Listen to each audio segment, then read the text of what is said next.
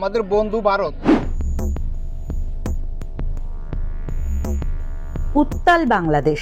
বাংলাদেশের সনাতন জাগরণ মঞ্চের মুখপাত্র চিন্ময় কৃষ্ণ দাস ব্রহ্মচারীকে গ্রেপ্তারের পর থেকেই শুরু হয় প্রতিবাদ।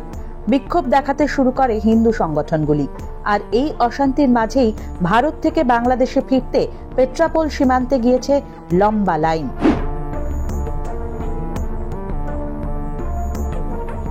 চিকিৎসা করাতে বা ঘুরতে অনেকেই বাংলাদেশ থেকে ভারতে আসেন। বাংলাদেশের এই অশান্তির মাঝে কি ছবি ধরা পড়লো পেট্রাপোল সীমান্তে? ও যারা আসলো অনেকেই বিশেষ শেষ ফিরে যাচ্ছে। তো আমার কালকে বিশেষ শেষ আসলে যাচ্ছি, আসলে আমি ঘুরতে আসলাম, 3 জন আসছিলাম, ফিরে যাচ্ছে। আমরা জানতে পারছি যে আগামী সোমবার থেকে বর্ডার সিলগালা মেরে দেবে, আমরা বেরোতে পারবো না, সেই ভয়তে আমরা বেরোয় যাচ্ছি। আমাদের ভারতে আত্মীয় স্বজন রয়েছে, আমরা তাদের সাথে যোগাযোগ করি, কিন্তু এই যে কথাটা করলো আমি গতকালকে আসছি, আজকে আমার চলে যাচ্ছি হচ্ছে আত্মীয় স্বজন রেখে। এটা খুব খারাপ হচ্ছে। বাংলাদেশে অশান্তি হলেও ব্যবসায় তার প্রভাব পড়েনি বলেই জানা গিয়েছে। আমদানি ও রপ্তানিও স্বাভাবিক রয়েছে। বিভিন্ন সমাজ মাধ্যম হয়েছে, ফেসবুক থেকে শুরু করে হোয়াটসঅ্যাপ বিভিন্ন আছে।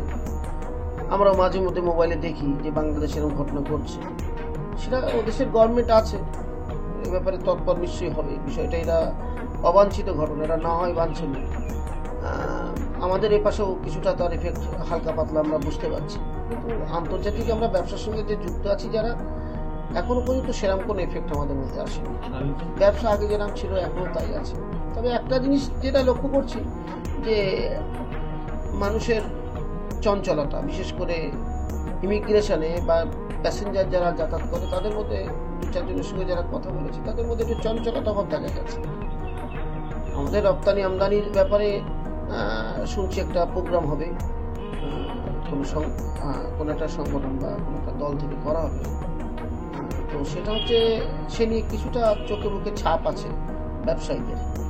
অনেকে প্রশ্ন করছে যে সোমবার এক্সপোর্ট বন্ধ হবে কি না হবে। আমাদের কাছে সেরকম কোনো খবর নেই। আমরা বরঞ্চ এটাই ঠিক করেছি যে এক্সপোর্ট ইম্পোর্ট স্বাভাবিকই থাকবে, আর রাজনৈতিক দল বা যারা প্রোগ্রাম করবে তারা তাদের কর্মসূচি করবে। তারপরে যদি কোনো রকম অস্বস্তিকর পরিবেশ তৈরি হয় তখন প্রশাসনের ব্যাপারটা দেখবে, আর কিছু। গত কয়েক মাস ধরেই অশান্ত বাংলাদেশ। শেখ হাসিনার পদত্যাগ চেয়ে পথে নেমেছিলেন বাংলাদেশের বহু মানুষ। গণ আন্দোলনের জেরে পদত্যাগ করে বাংলাদেশ ছেড়ে ভারতে এসে আশ্রয় নেন শেখ হাসিনা। তার জায়গায় মোহাম্মদ ইউনূসকে মাথায় রেখে গঠিত হয় অন্তর্বর্তী সরকার। এরপরেও শান্তি ফেরেনি বাংলাদেশে। সংখ্যালঘুদের উপর তুমুল অত্যাচারের অভিযোগে এবার প্রতিবাদের ঝড় ওপার বাংলায়। এরই মাঝে ইসকনকে নিষিদ্ধ করার দাবি জানানো হয়। বাংলাদেশের এই উত্তাল পরিস্থিতিতেও ভারতে আসা বাংলাদেশের বাসিন্দাদের মুখে শোনা গেল অন্য কথা। না, ভারতের সাথে বাংলাদেশের একটা বন্ধু সম্পর্ক, আমাদের বন্ধু ভারত।